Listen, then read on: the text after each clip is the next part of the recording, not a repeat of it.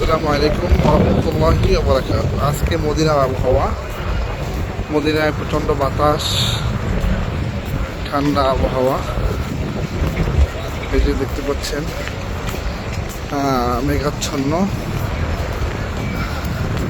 বাতাস রয়েছে। আমরা মসজিদে কুবা এসেছি।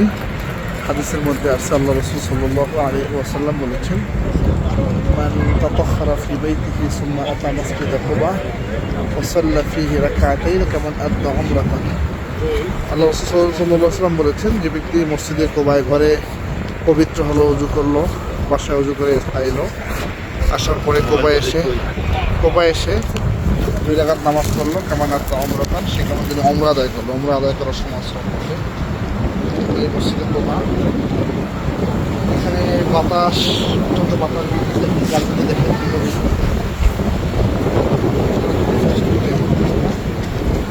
বাংলাদেশে যেমন কালবৈশাখী হয়, ঠিক কালবৈশাখীর মতো সে সময় তো বাচ্চা সময় গেছে। আল্লাহ যেন এই কুবায় আমাদের সিদ্ধান্তে আপনারা হেঁটে আসতেন, এসে এখানে 2 রাকাত নামাজ পড়তেন।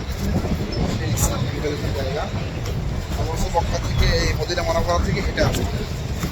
সেই জায়গায় আমরা এখানে ঠান্ডাও লাগতেছে, বড় ঠান্ডা লাগতেছে।